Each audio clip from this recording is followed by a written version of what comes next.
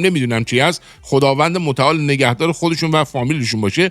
رفتم یک سری ویدیوها رو نگاه کردم، دیدم این بسته های هدا بیوتی نازنین رو که باز میکنن دوستان، بعضی حتی کارتون دارن در میارن، قیمتاش هم کم نیست، $50 $100 $200 $300 هم حتی بعضی پول دادن، همه چی هم نوعه. بعد برمیدارن با تیغ و موکدبری، ارزم به حضور شما پیشگوشتی. و دوستان ما هم هستن در فضای مجازی، در اینستاگرام یه قلاب دارن اینجوری پرت میکنن ماهی بگیرن.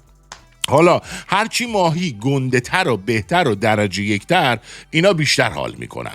حالا اینا میخواید بدونی کیه؟ بریم ببین اصلا این پست رو دیدی، بزن خار و مادر این آدم رو سرویس. بریم یه تیکه دیگه ویدیوهاشو اون تتمه‌هاش هم نگاه بکنیم با هم دیگه. ببین اینجا رو نگاه کن، دعا رو پیچوندن. حالا اون دیگه رو نشونتون ندادم فکر کنم، اون دعا رو پیچوندن کردن تو باسن هدا بیوتی و 3 میخ به نیت 3 معصوم زدن در یکی شانه هدا جان، یکی در کلیهش فکر کنم نزدیک کلیه اونجا بود، یه دونم نزدیک ناناز هدا جون زدن. اصلا زدن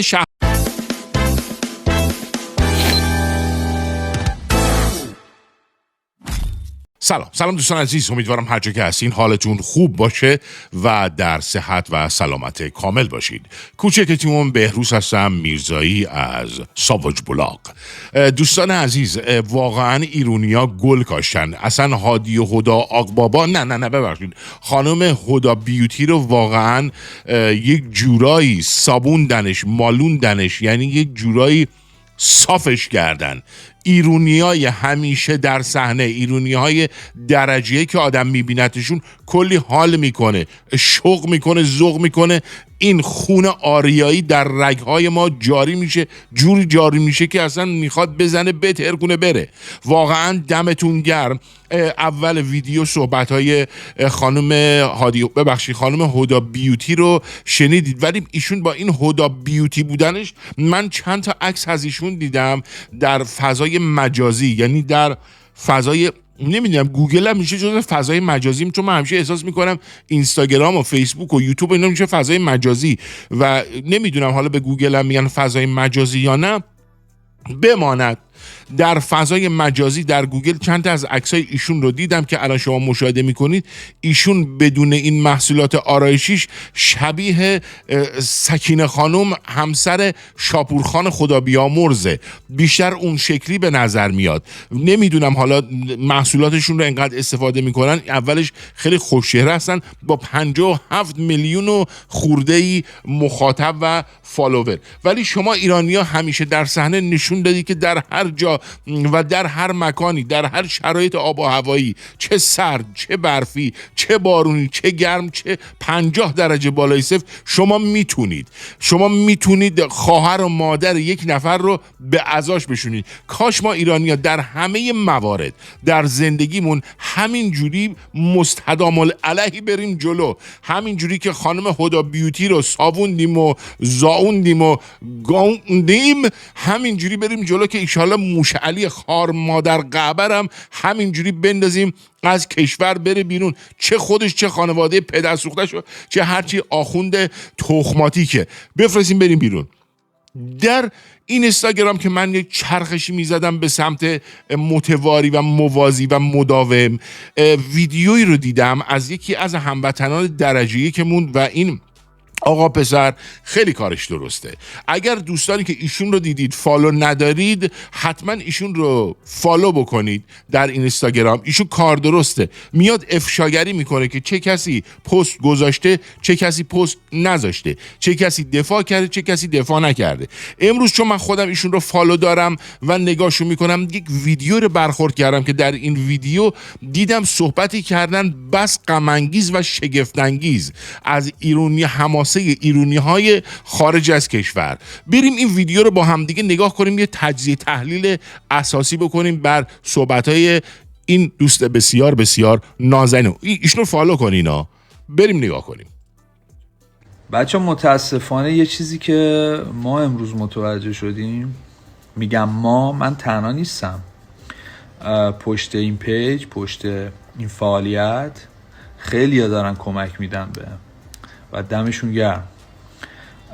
ما متوجه شدیم این که یه سری از بلاگرها و اینفلوئنسرها هیچ محصولی از این زباله بیوتی نداشتن، واسه اینکه برن یه پست درست کنن، یه ریلز بذارن، ویو بگیرن یا به هر دیده بشه، رفتن خرید کردن که بتونن فقط یه ریلز بذارن و دیده بشه.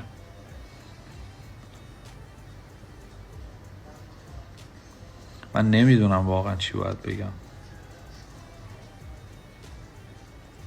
ما این صحبت رو میتونیم از دو زاویه نگاه بکنیم.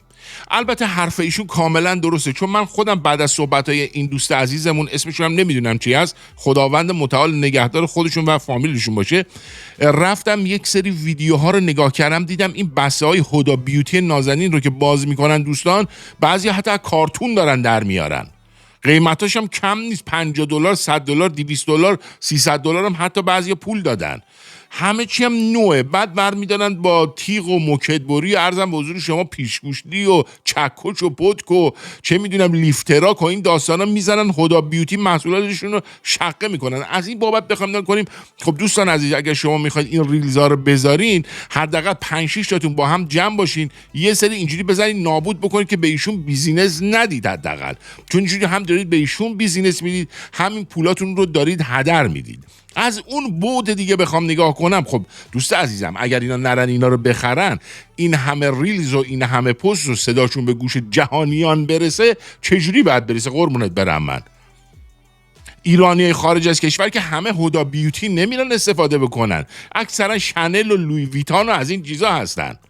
میدونید که اکثر ایرانیای ما از این محصولات خیلی گرون استفاده میکنن. حالا خدا رو 100,000 مرتبه شکر شنل و لوی ویتان نیومدن درباره ایران حرف اضافی گوی بخورن مثل خانم هدا جان، که اگر اینجوری بود واقعا نمیدونستم، واقعا صدمه مالی به هموطنان خارج از کشور رو میخورد که میزدن داغو میکنن. البته فدای سر هموطنان داخل کشور که به قول معروف خیلی هم زجه زدن و خیلی هم زجه که درست نیست واژه‌اش، ببخشید واژه‌اش نمیدونم الان چیه. حالا اگر بین اوایل حالا ویدیو یادم اومد، من دقیقاً جمله رو براتون درست تصحیحش کنم. یه سری از این دوستان ما هم هستن در فضای مجازی، در اینستاگرام یه قلاب دارن اینجوری پرت میکنن ماهی بگیرن. حالا هرچی ماهی گنده تر و بهتر و درجه یکتر، اینا بیشتر حال میکنن. حالا اینا میخواید بدونید که بریم یه تیکه ویدیوی این پسر رو نگاه کنیم با هم دیگه. این شاهکاره اصلا. این ببین، شماها زدید لوازم آرایشی پکوندین، داغون کردید، خار مادر لوازم آرایشی رو سرویس کردید، مادر هدا رو به هادی و آقبابا سپردید، ولی کاری که این جوون کرد هیچ کدومتون نتونستید بکنید. یعنی جنمشو ندارید. من خودم هم ندارم. منظورم فقط نیست که شماها ندارید، من خودم هم ندارم. الان بریم این ویدیو رو با هم دیگه نگاه بکنیم. خیلی باید روی این ویدیو دقت بکنید. هر جا تو اینستاگرام این ریلیز رو دیدید، فکر کنید خامنه ای رو دیدید، در همین حد با این برخورد بکنید. یعنی فکر کنید خامنه ای رو دیدید، چه میدونم رفسنجانی که مرده، ابراهیم رئیسی هم که مرده، آقا فکر کنید خود خامنه ای رو دیدید دیگه، در همین حد با ایشون برخورد بکنید. این از من برادر کوچیکتون به شما نصیحت و وصیت. این از خامنه ای بدتره. حالا بهتون میگم چرا. بریم نگاه کنیم. من تو آکادمی جادوی سیاه درس نمیدم، ولی این کثافت به خون عزیزانمون اهانت کرد. ایشون در آکادمیش جادوی سیاه درس نمیده، ایشون فقط در آکادمیش کلاهبرداری میکنه. یعنی ایشون کلاهبردار اعظم هستن که خودشون میگن من یه جادوگری هستم، امریکایی ایرانی هستن، ولی خب متاسفانه ایشون خاک آمریکا رو حدود 3 ماه تونست ببینه، چون یه کلاهبرداری $16,000 کردن اونجا. قانون فدرال آمریکا پیگیری کردن، شاکی هم شکایت کرد، بگه ایشونو با تیپا زدن، انداختنش بیرون، رفت به اونجایی که بوده. حالا نمیگیم کجا هست، زیاد بهش نمیپردازیم. عرضم به حضور شما، ایشون به هیچ عنوان دلش واسه هیچ ایرانی نسوخته. زمانی که آخوند آدم نمیکشت، ایشون سر ملت کلاه میذاشت، اونم دلاری کلاه میذاش با همین شروورایی که تحویل ملت میده. ایشون اصلا ببین اصلا این پستو دیدی بزن خار و مادر این آدمو سرویس. بریم یه تیکه دیگه ویدیوهاشو اون تتمه‌هاشو هم نگاه بکنیم با هم دیگه. ببین اینجا رو نگاه کن.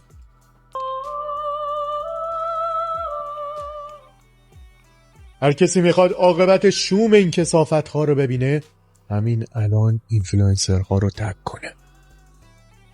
بله، هر کی میخواد عاقبت شوم این کثافت ها رو ببینید. دیدید که استاد با دست رحمانیشون یعنی یک عدد ارزم به حضور شما طلسمی واسه هدا بیوتی زد که نگم براتون اون یه دیگه بذارم یه تیکرم بذارم دیگه، اونم بذارم خود توضیحام خوب در بیاد. اجازه بدید قاطی شد، بذارین دیگه بذارم. باشد که عبرتی بشه برای چپی، ملا، مجاهد و آقازاده ها که تک تکتون قرار طعم اتحاد ما رو بچشید.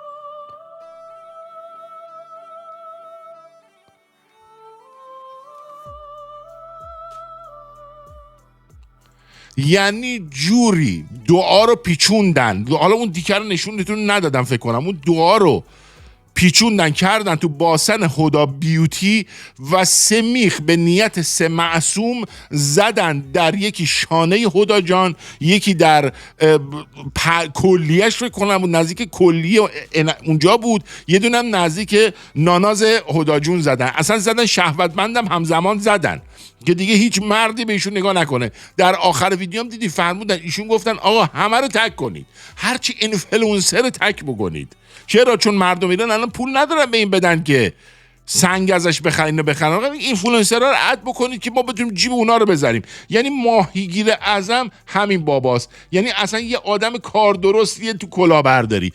خب بریم چند تا ویدیوی دیگر رو نگاه کنیم.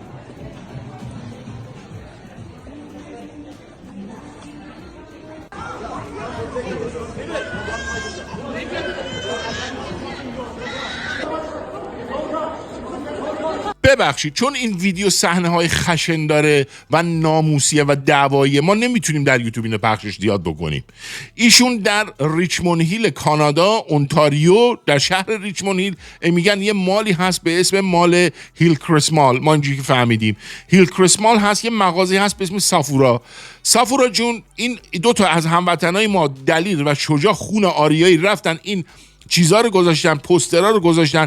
2 فلسطینی ناجوانمرد خائن به ایران و ایرانی که پولای ما رو ورندشن میدادن به این حروم لقمه ها اومدن درگیر شدن که چرا شما داری هدا بیوتی رو اینجوری میکنی. خب بله، هدا جان واسه اینا نفت داره، هدا جان در میاره به اینا میده، اینا رو تغذیه میکنه، اینا میرن میزنن خار مادر ملت رو سرویس میکنن. بریم ویدیو بعدی رو ببینیم از هموطن دلیر و شجاع دیگه‌مون. حس و حال این که بخوام ریلز بگیرم و نداشتم، ولی یه سری میزای هدا بیوتی دارم. هرچی ویدیو دارم بیشتر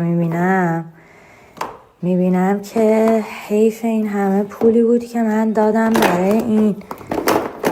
حالم بد شد، میخوام پاک کنم همه رو بریزم دور. میدونی انرژی بد گرفت دیگه، فریکوانسی پرادکتاش به هم انرژی بد میده. اینجاست که باید انرژی های بد رو بریزی بره.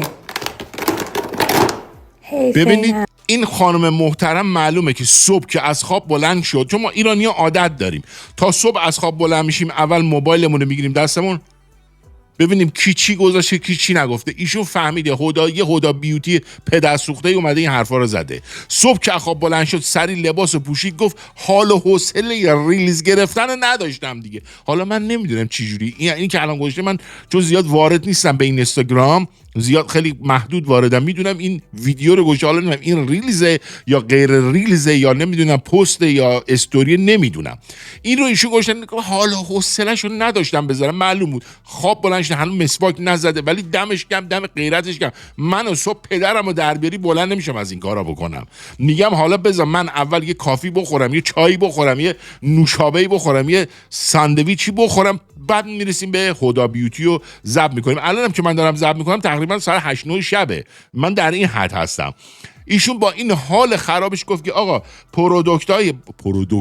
پروداکتای این خانم هدا بیوتی دیگه فرکانس خوبی به من نمیده. دیدید که چقدر تقریبا پروداکت داره از ایشون. بریم بقیه ویدیوشو. درود به شرفت بانو، اگر شما ما رو میبینی از همینجا درود به شرفتون. واقعا همین که صبح زود بلند شدید در رخت خواب اومدید بیرون این کارو کردی، این خودش یک حماسه است. حماسه‌ای که یعنی شما آفریدی، من که منم، بابای منم نتونسته بیافرینه، حتی ننه من. بفرمایید. همه پول. اینم هداست یا چی؟ آره نگاه کن. وای حیف پولای من. تمامشو میسوزونم الان. باریکلا. آتیش. میدونی من کسی رو که دشمنو ساپورت میکنه باهاش هیچ چیزی نمیخوام داشته باشم. یک عالمه دیگه همون بالاست، باید پیدا کنم حالا کی انرژی اینو داره که الان بخواد دنبال اینا همه بگرده، ولی هر دفعه که درارم ببینم همینجوری میندازم. آره دوست دشمن آدم دشمن آدمه. اینم کارت تاروتیه که آخر عاقبت دشمنو داره واضح نشون میده. این بانوی عزیز که نشون دادن، من یادم رفت ایشون تو کار فال تاروت هم از آرایشگر نبودن. اینا برای مصرف شخصیشون بود و فال تاروتی که میگرفتن. حالا دوستانی که خانمایی که میرن فال تاروت رو میگیرن اینجا فکر کنم این میکاپ ریزی هم انجام میدادن برای مشتریاشون، هم فال تاروت بود و یه میکاپ ریزی هم میزدن واسهشون. واقعا من تشکر میکنم از شما بانو. فقط بانو اگر میشه در پست بعدیتون که اگر فقط صبح نباشه که ریلز خوشگل بذاری که شما زمانی که این محصولات آرایشی خانم هدا بیوتی رو سوزوندین چه بویی میداد دقیقاً، این بوشو برای ما توضیح بدید، من از شما ممنون میشم، سپاسگزارم. ولی حالا سعی کنین مثل بقیه دوستان اینا رو به تو توالتی بریزین، نسوزونید، چون سوزوندن میدونید پلاستیک و این کر کثافت‌ها هوا رو آلوده میکنه. این کارو نکنید، بسوزونید. ببخشید تو توالتی جای بریزید خیلی بهتر. بانوی دیگری رو بریم با هم نگاه کنیم، ایشون هم حماسه آفرید. درود به شرفتون، واقعا دوستتون دارم. میگین که هدا بیوتی اومد عذرخواهی کرد، ولی نه جانم، اون ویدیوی عذرخواهی نبوده. اومده ایرانو داره با عراق مقایسه میکنه. This is internal issues. As an Iraqi, we had internal issues. And we had America come save us. Guess what? 2.5 decades later, the country is in shambles. اصلا چه ربطی داره؟ مگه ما بهت گفتیم بیا راجع به این نظر بده که آمریکا به عراق حمله کرد چیکار کنیم؟ مگه ما عراقی هستیم؟ ما ایرانی هستیم. اصلا چطوری میتونی بیای ما ایرانی‌ها رو به عراقی‌ها مقایسه کنی؟ اصلا چطوری میتونی خانم هدا؟ تو چطوری میتونی ما ایرانی ها خونه آریایی کوروش بزرگ نمیدونم هخامنشیان ارزم مادها پارتها با اینها رو بیای با ما یکی بکنی؟ واقعا چطوری تونستی؟ توی عراقی مزخرف نمیدونم فلان فلان بمان چطوری تونستی؟ خانم محترم اگر اومدی به کاری که خانم هدا بیوتی انجام داد گویی که ایشون خورد اعتراض بکنی، چرا یک ملتی مال یک کشوری رو میکشی زیر سوال؟ این عراقی هم والا به خدا آدمه، افغانی هم آدمه، همه آدمن. من و شما به عنوان ایرانی خونه آریایی 2500 سال پادشاهی صاحب 5 تا انگشت نیستیم، اونا صاحب 3 انگشت، یا ما 6 انگشت نداریم اونا 5 انگشت، یا ما 3 تا چشم نداریم اونا 2 چشم. اونا هم انسانن. خانم خواهشن حداقل این دفعه این کارو میکنی نژاد پرستانه برخورد نکن، که بذار یه ذره حداقل فحوای کلامت کارت یه جوری به دل بشینه. قربون شکلم میدونم جوونی، تو واقعا جوون هستی، الان شور هیجان حسینی تو رو گرفته که تو میخوای هر جور شده توی اکسپلور باشی. تو بودی، من تو رو دیدم، خیلی تو رو دیدم و به تو عزیزم افتخار میکنیم. حالا اینا رو دارم با شوخی میکنم، یه ذره برای خندم باشه، ولی دمت گرم. US coming in to help any Middle Eastern or Muslim country has never been a good situation for any of us. If America has an interest to go into Iran, who is going to pay the price of this regime change? خدا جون 47 ساله داریم تاوان پس میدیم. کجایی ببینی؟ نبودی ببینی 47 سال. خانم ماشاءالله شما این قالیچی سلیمون میمونی، چقدر خوب موندی. از این قالیچی ها هستی که هرچی پا رو تو شما بذارن شما انگار بهتر میشی عزیزم.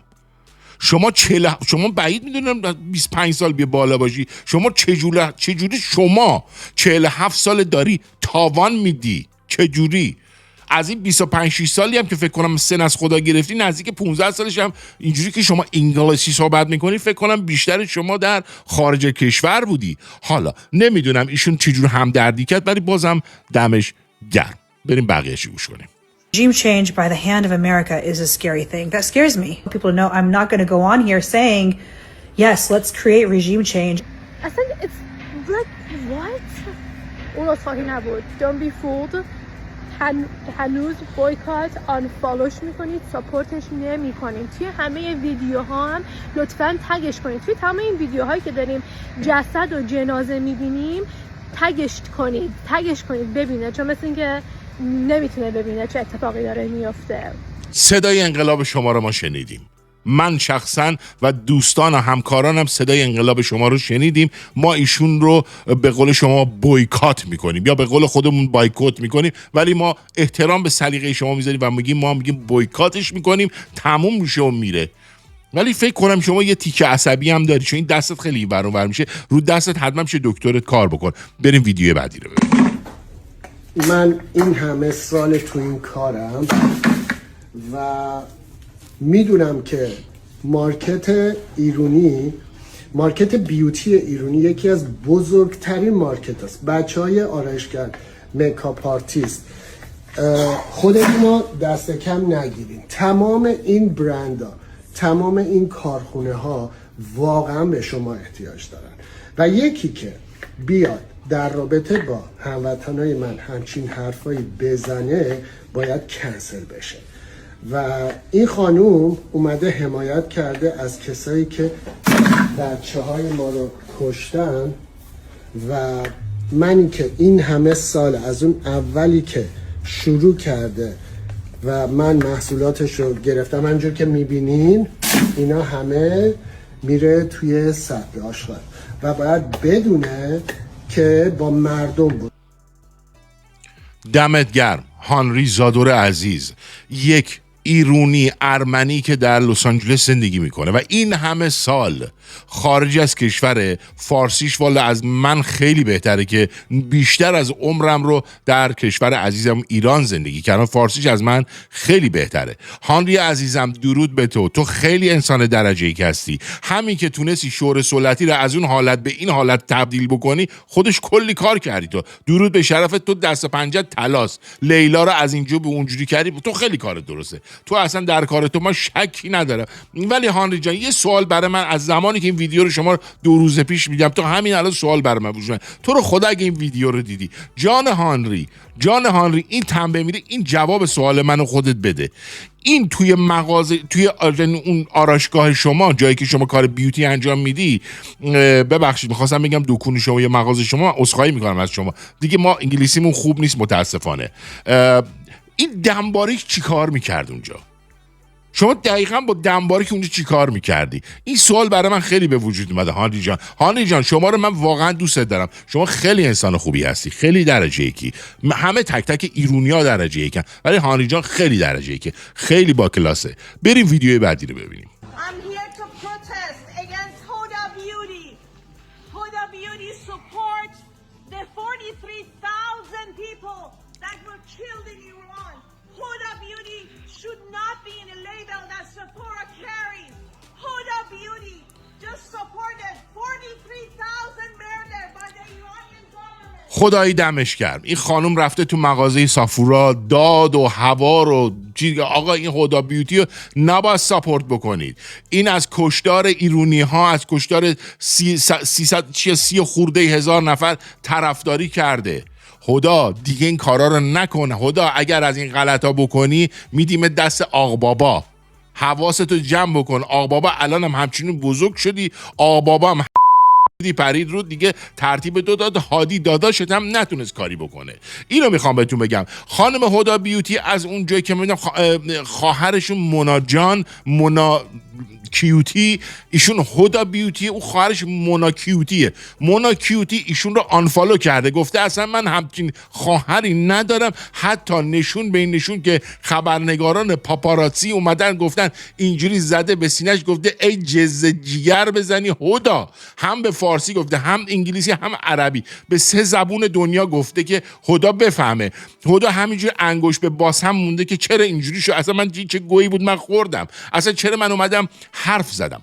ولی حالا کاری به این کارا نه. متاسفانه مغازه سافورام گفته من انگار تا جایی که من اطلاع دارم یکی از شیردلها، شیرزنهای ایرانی در اینستاگرام گفتن که ایشون در اومده گفته که آقا من نمیتونم کاری بکنم، من به هیچ عنوان نمیتونم ساپورت بکنم و از این مدل داستانها.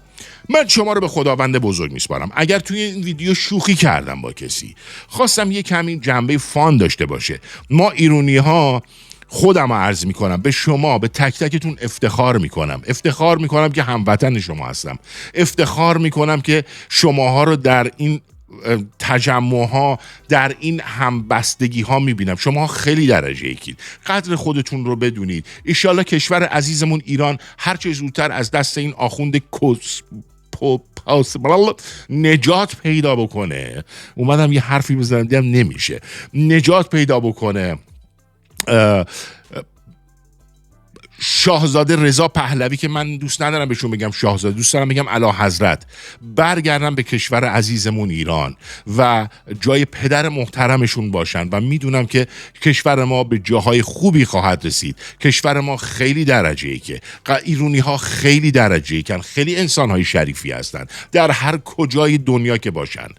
دوستان عزیز، اگر ویدیو من رو میبینید دوست دارید، این انگشت لامصب، این انگشت 60 که این میشه انگشت اشارتون رو، نه اون انگشت وسطیتون، نه ها، اینو همینو شما یه لطفی بکنید، زحمتی شما بکشید، اینو بزنید رو دکمه سابسکرایب و لایکو بزنید، من از شما ممنون میشم. من همچون انرژی میگیرم. الان این انرژی رو میبینی، این انرژی میشه 100 2000 3000 500000 برابر. نه خالی بستم، انرژی از این بیشتر نخواهد شد. نه یا همینجور نگاه کن برو بعد. اون خواهش میکنم جانتون، فوش هم خواستید بدید راحت باشید. من فکر میکنم آدمیم که واقعا مسیجاتون رو نه بلاک میکنم نه پاک میکنم. کامنتاتون رو کامنت بذار آقا، هر چی دوست داری بگو. فحش میخوای بدی، هر چی دلت میخواد، دل تنگت میخواد به من بگو، فدات بشم. تو هموطن منی، بالاخره یه جایی باید باشه تو خودتو خالی کنی دیگه.